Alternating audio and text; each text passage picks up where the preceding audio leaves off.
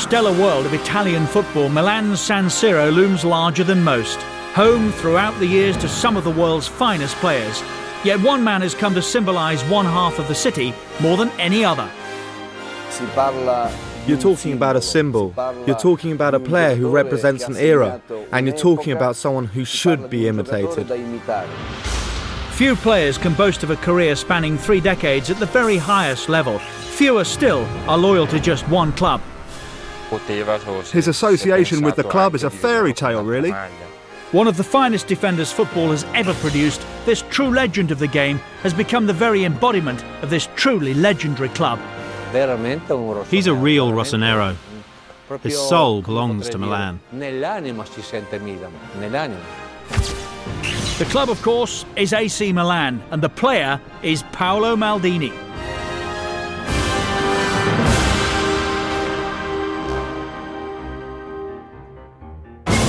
In terms of the modern game, Paolo Maldini is something of a throwback. Serie A debut at 16, still playing aged 40. More than 1,000 career appearances, capped 126 times by his country. Ability, agility, strength and spirit. Nearly 30 years at the very highest level in one of football's toughest leagues. Undeniably a giant of the game. Born in Milan in 1968, Paolo Maldini was perhaps always destined for greatness. His father, Cesare, was already a Milan legend, having lifted the European Cup for the Rossoneri in 1963. Initially, however, the young Paolo's attention was drawn towards Turin. I used to really like Juventus back then. I watched the Italian team in the 1978 World Cup in Argentina, and that side was mainly made up of Juventus players. He used to have a poster of Bettega. I remember in his bedroom there was a big poster of Bettega. I was the one who gave it to him. The allegiance was not to last. At the San Pio Oratory, the young Paolo enjoyed playing in goal, though his talent as an outfield player was all too obvious. A question posed by his father unwittingly created one of football's most enduring relationships. Paolo would forever be linked with Milan. Obviously, I spent my whole life in the Milan shirt. And even today, I'm a big Rossonero. But I asked him if he wanted to go for a trial with Milan, the Rossoneri, or with Inter, the Nerazzurri. Paolo immediately said, no, Milan. I want to try out for Milan. I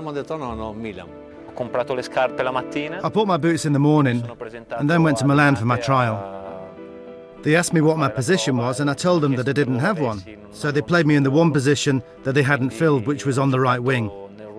And they signed me up pretty much immediately, on that first day. The name Maldini once again belonged at Milan as Paolo followed in his father's footsteps. Yes, at first you could have thought that it was inevitable that he'd train with us in the first team, simply because of his surname. And we didn't know what to expect, as that's an important surname in Milan's history. He didn't talk about it, but you could see it a bit at the beginning. But then it soon became obvious that there was no arguing about his ability as a player. To be honest, you can't get into a first team like Milan's on name alone. Paolo's next step was to conquer the San Siro. I'd been to the San Siro a few times as a kid, so it had that mythical aura about it for me. The first time I walked out, I was actually on the bench. I remember it was a Milan v Fiorentina game in the snow. If I'm honest, I hoped that I wouldn't come on because I was a little afraid. That trepidation remained with the teenager until he finally made his debut, aged just 16, in 1985.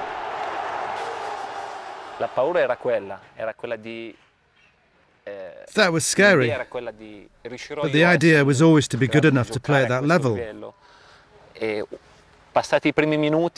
I remember after the first few minutes I got the ball and I passed it back to the keeper, and it was only then that it dawned on me that I was finally playing in Serie A.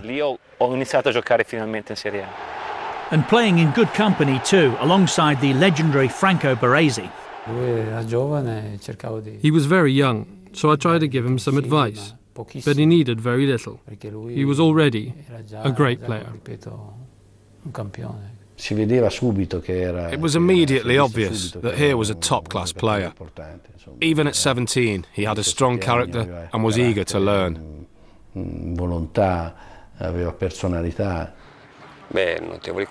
His notable qualities were his physical strength and his running.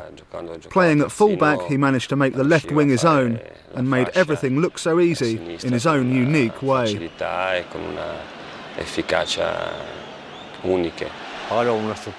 He has an extraordinary physique. When he'd have 50, 60 or 100-metre races, he'd always be first. So he's got the physique of an athlete, not just a footballer.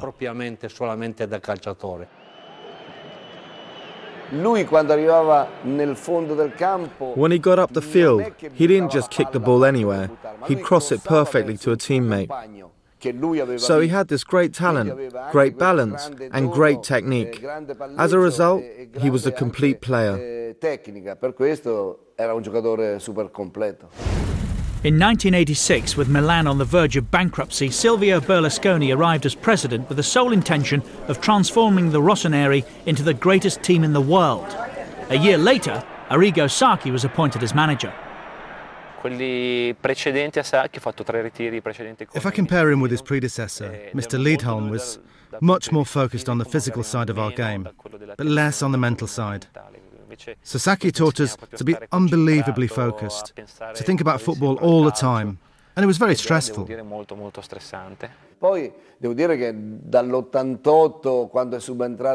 From '88, when Sacchi arrived, they had a much more competitive team.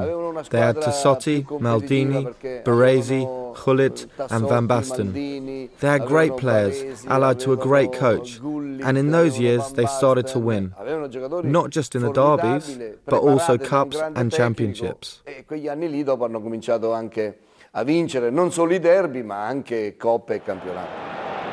As the rest of the world looked on in envy, somewhat unusually, it was not only the forwards who attracted all the attention. The spine of that team was very important. The defence was extremely strong. We managed to become a very well-drilled unit. In that defence, all four of us were able to move in the same way or read the game in exactly the same way. I think that was our success. And it wasn't even just the four of us either. There were five, as Filippo Galli was also part of that defence.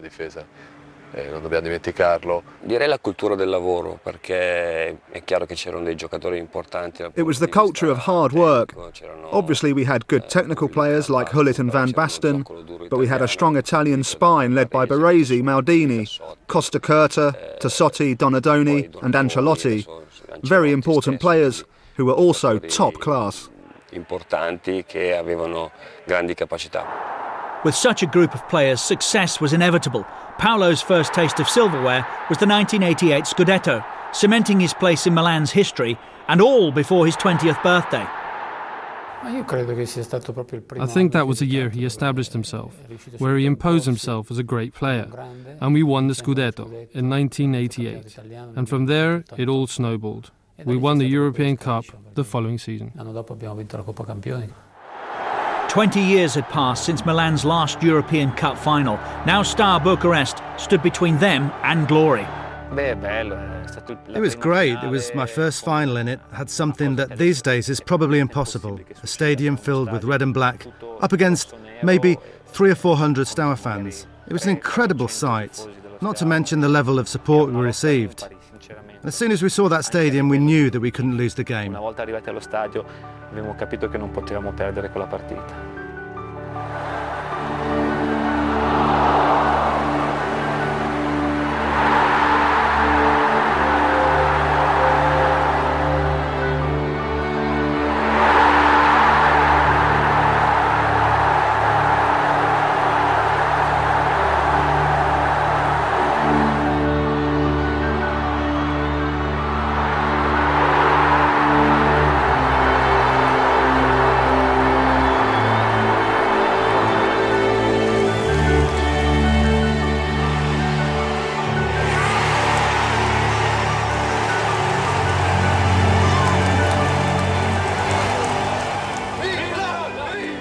Berlusconi's dream was becoming reality. Milan were now Europe's dominant force. If further proof were needed, the following year Maldini and company had the chance to defend their crown against Benfica in Vienna. Once you win the Champions League or any championship, you always hope to win again. But you know it gets harder and harder to win them. The fact of having won one, though, completes you as a footballer. I think in those years Paolo became a true Milan player, a really important player who would then make his mark with the national team. Still only 21 and a double European champion, Paolo was indeed an established international. His father Cesare had set the ball rolling, selecting him for Italy's under-21 squad in 1986. But once again his ability pushed him rapidly up through the ranks. Paolo was just 18, so he was ahead of schedule. But he only ended up playing one season with us. The Italian manager at the time, Aurelio Vicini, called me aside and told me that he wanted him in the squad, with the main team. And so I said, OK.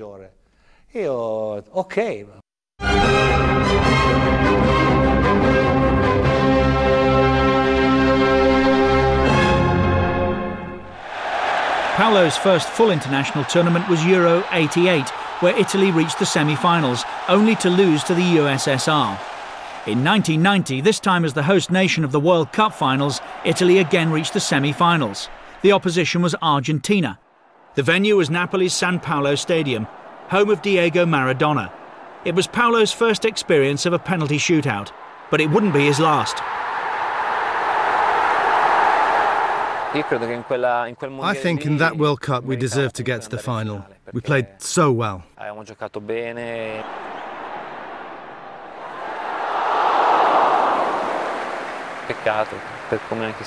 It's a shame how it all turned out. It was a real disappointment, as we did have the side to win a World Cup back then. Milan, though, remained all-conquering. With Fabio Capello now in charge, they won 4 Scudettos in 5 years, including a spell of 58 games unbeaten. Paolo was one of the invincibles. The strength of that team was the players. I'm 100% sure about that. We had an unbelievable squad. We had players who were very technical, physical, and had strong personalities. So we had everything we needed to become a great team. Such strength led to Maldini's 4th European Cup final in 1994, though this time both Costa Curta and Baresi were absent. We had a problem. We had our 2 centre-backs suspended for that game, and that could have been a great disadvantage against a really good attacking side like Barcelona, who had Romario up front. I remember it being a very tough game, but Barcelona didn't help themselves with their attitude. Il Barcellona ci caricò molto, l'atteggiamento del Barcellona.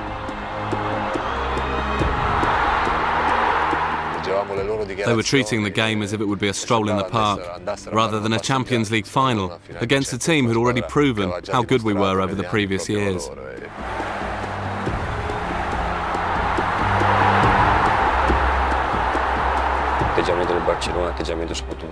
Barcelona and their manager Johan Cruyff seemed to think the game was already won.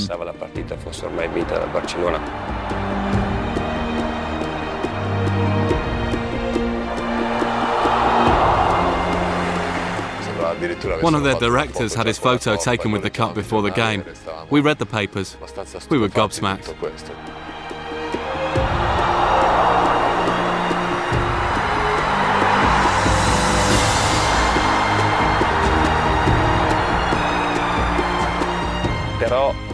However, the fact that we were playing as underdogs for the first time helped push us a little more. And then it became perhaps the best ever final Milan have played in.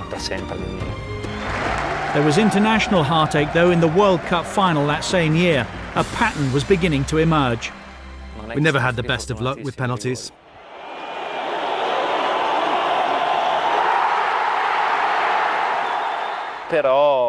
However, this time I think we came up against a side like Brazil who had actually played better than us throughout the tournament. And who deserved to win it on the day too.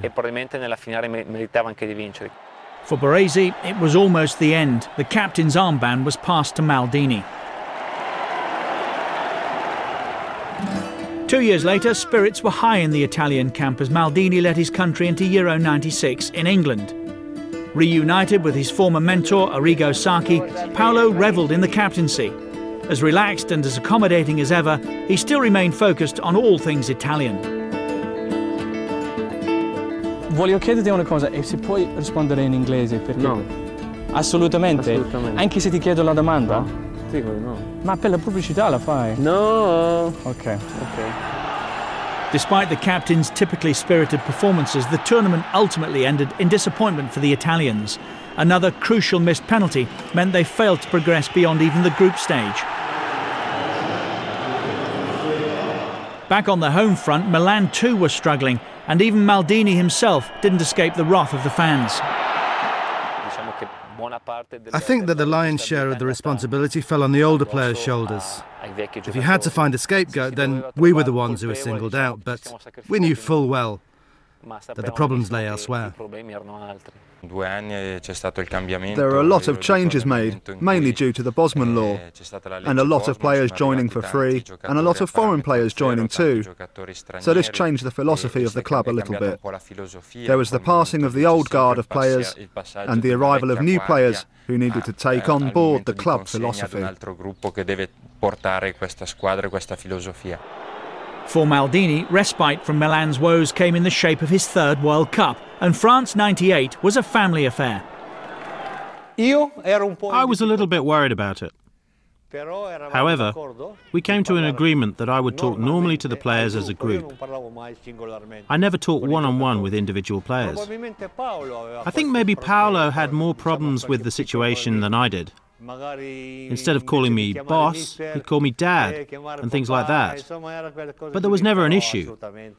When you have to play, you go on and play. Paolo was just one of 11 players. But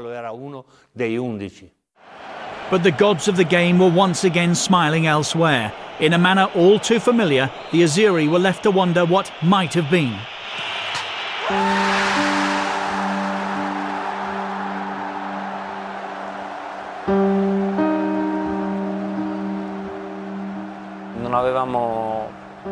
I don't think we were as strong as the sides in '94 and '90, but even then, if it wasn't for that defeat against France, we would have been up against Croatia in the semi-finals, and the door to the final would have been wide open. As the new millennium arrived, history was made. Paolo made his 113th international appearance and became at the time Italy's most capped player. But opportunities for international glory were few and far between, and in the final of Euro 2000, another slipped away.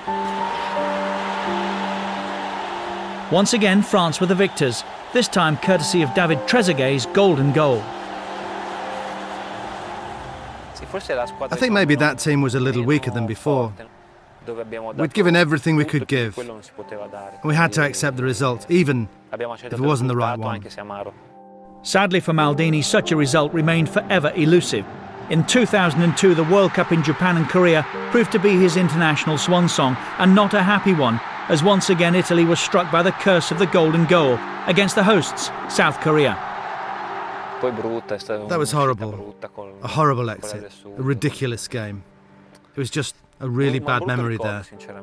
In part because of the atmosphere out there in the Far East. It was totally different to what we were used to from the football fans, in the way they supported teams and so on.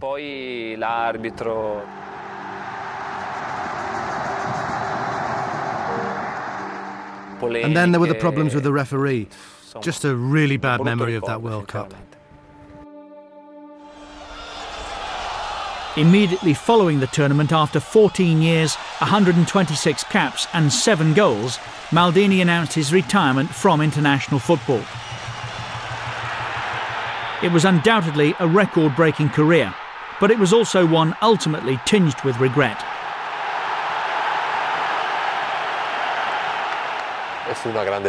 It was a great disappointment for him.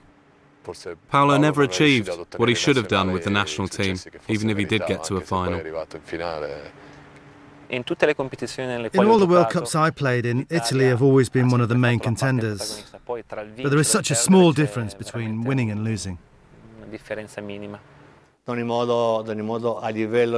At international level, I think Paolo has been one of the all-time greats. Not just in Europe either. He's known all over the world for his ability, his bravery, and the way he handles himself. Italy's loss was Milan's gain. The captain returned to his club, determined to lead them back to European glory. Defeats in 1993 and 95 had not been forgotten, and the Champions League final of 2003 brought together two of Italy's biggest clubs. It had been a long time since we were one of the big hitters in the Champions League, so we immediately realised the importance of the occasion. The final went to penalties.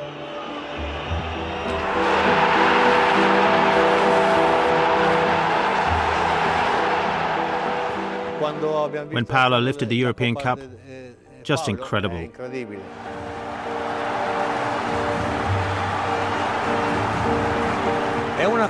It's something exceptional for both of us to have lifted the European Cup. And then both of us doing it in England too.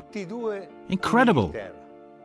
One of us in Manchester and the other myself at Wembley. Just incredible. These are emotions that the good Lord gives us only occasionally, that go beyond football.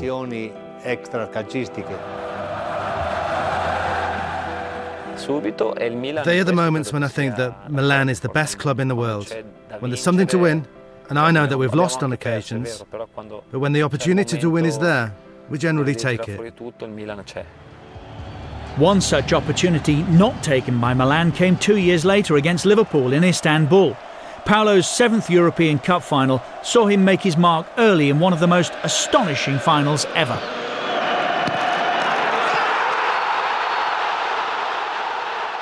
My first memory is my goal, which I got after only 40-odd seconds, which is something personal to me, and then the fact that we played such a superb game. If it was decided on points, then we'd have won easily.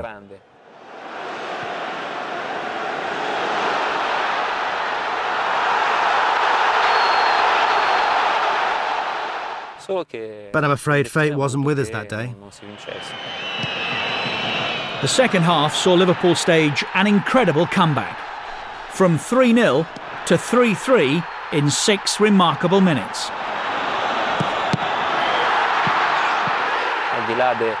Apart from that short period in the second half, when they scored 3 goals, Milan were much the better team, physically and tactically. And I have to say that the way the game finished left a really bitter taste in the mouth. But as a team, we couldn't say anything, as we played the near-perfect game. 2 years later, in Athens, Milan were out for revenge. Destiny can give you some bitter surprises as well as some good ones. We had everything to lose against Liverpool, as they'd already beaten us once. If they'd beaten us again, then they really would have killed us off. But we drew on all our strength to beat them. A 2-1 win brought Paolo his 5th European Cup.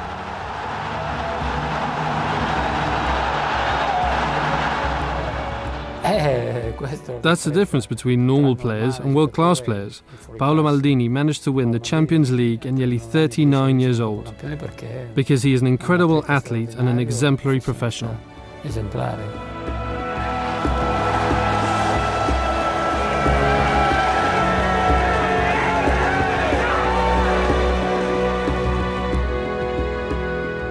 When Maldini finally retired in 2009, Milan retired his number 3 shirt, a fitting testament not only to one of the most successful players of all time, but also to the longevity of his career at one of the world's greatest clubs.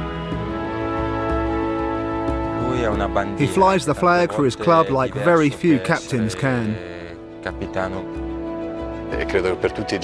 So for all the players who come here, even Ronaldinho, one of the last big names to sign, they all want to see Maldini.